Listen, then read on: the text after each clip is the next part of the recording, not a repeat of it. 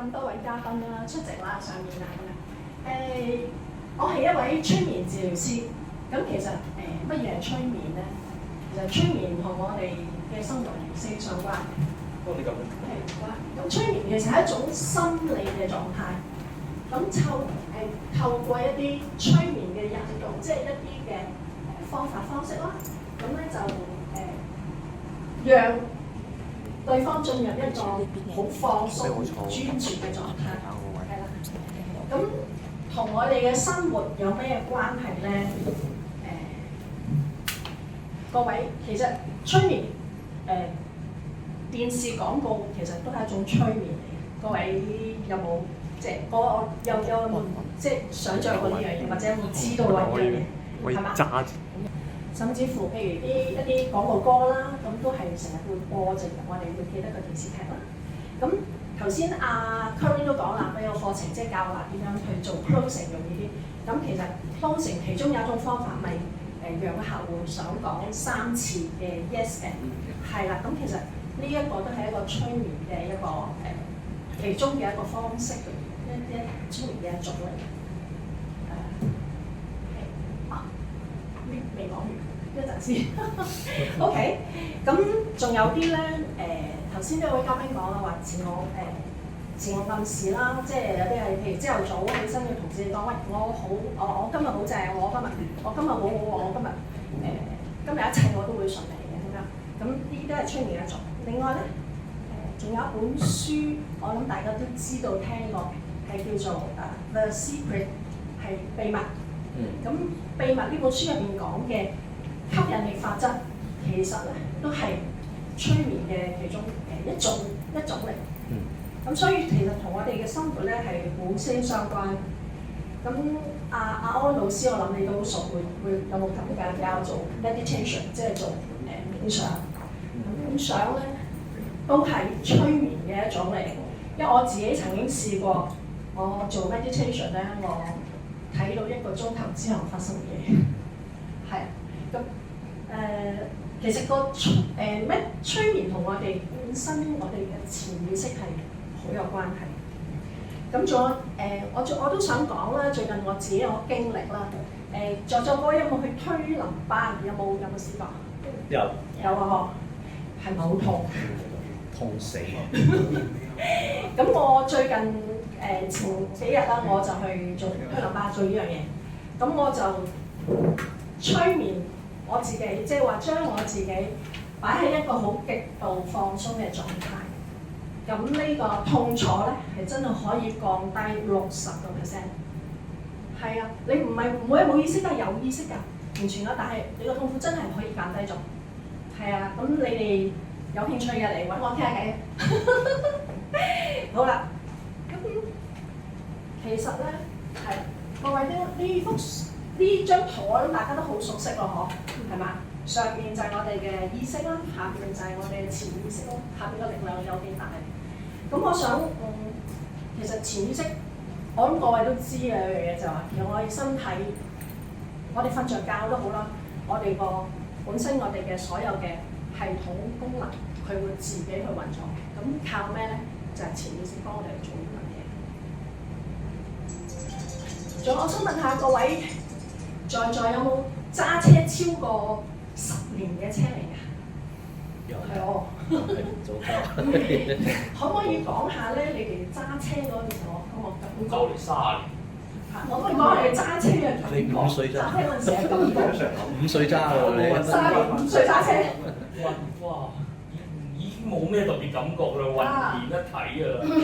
人車合一。所以唔需要諗嘅，唔需要做咩動作，自然就會去做。咁其實呢個就係潛意識幫你喺度做緊揸緊車。係啊，呢個就係潛意識嘅能力咯。好啦，另外，再講一個例子，呢個係我發生喺我自己身上嘅又係之前咧，我哋雙路行咧，咪呢個前哨戰咪成日都喺呢度嘅。咁後尾之後嘅第一次即係叫做正式開會嘅時候，咪喺 CEO Tower， 即係喺阿 Eric 嗰個中心，係冇錯。咁咧嗰日你好好嘅，即係喺個 WhatsApp group 度咧就話，我嗰度係啊，我讚你一次唔夠。你吹完翻嚟啊？咁咧就即係嗰日咧，我係嚟呢度，我係嚟咗呢度，見到咦點解 setting 唔同嘅？咦點解啲人唔同嘅？咁我先知係我去錯咗地方。咁我嗱聲再睇翻，我要去試下，點解會係咁咧？嗰日 Karen 都係咁嘅㗎。去到樓下嗰個位。我係上到你見到唔同晒，點解咧？因為我潛意識收唔到阿 Cop 嘅信息，即係我係好係識得啦，我收到總之即其實可想而知大家即係其實潛意識係每日都會影響到我哋嘅生活嚇。咁再講多個故仔，都唔係故仔啊，係真人真事。我講啲真人真事。我個朋友咧最近同我傾偈。咁佢先生好中意揸車，揸幾廿年車。咁我佢追我 ，sorry 有啲口乾。咁佢話：呢輪唔係好敢揸坐佢老公架車。咁我點解？佢話坐老公架車要好大聲，12分積質。咁我話咩事啊？佢話原來佢老公最近係揸車自己恰着咗。架車懟咗埋去個巴士個尾嗰度，咁好彩個人冇事，但係架車咧就 total loss。咁即係嗰刻佢瞓着咗覺，係即可想而知，即其實我哋做司機就係一架車嘅一個靈魂嚟嘅。咁而其實潛意識咧，亦都係等於係我哋自己嘅一個靈魂，一個主導者嚟。咁所以潛意識其實除咗影響佢嘅生活之外，其實仲會影響我哋嘅人生。我想係啦，轉一 part。咁其實呢一個咧係一個世界性嘅壓力嘅調查指數啦。咁其實我哋香港人排名咧唔低，係第4，係估唔到啊，估唔到啊！燥底之前。加拿大係最勁喎，我以為好超喎，我哋應該加拿大好超喎。中國竟然真係2，我都估唔到。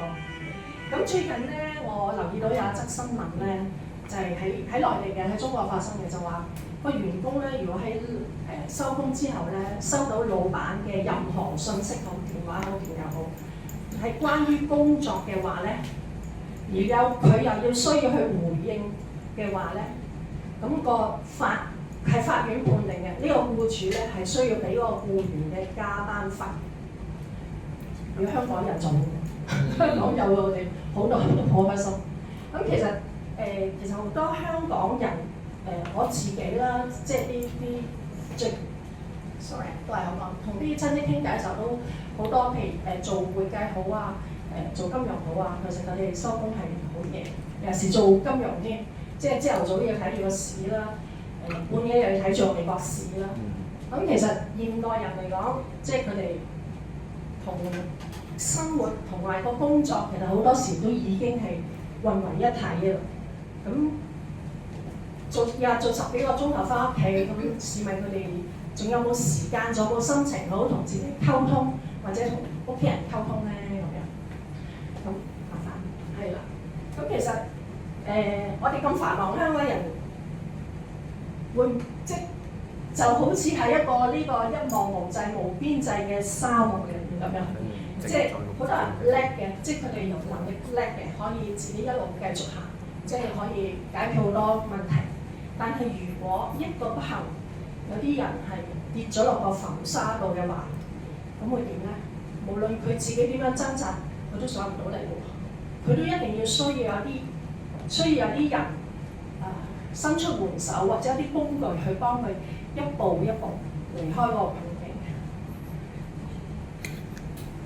咁其實我咧就希望可以做到，即係一啲幫到一啲呢啲困境嘅人，可以幫到佢哋一步步離開啦。咁我嘅引薦對象咧就係一啲感到焦慮不安啊、迷茫啊、好想揾出路嘅人啦，或者一啲想解決家人或者個人或者家庭問題啊，希望個生活幸福和諧人啦，同埋一啲咧想更加去了解自己，快樂咁去追求自己夢想嘅人。咁請你介紹俾我，我好樂意同佢哋傾下偈。多謝各位。好，你願意肯定啊？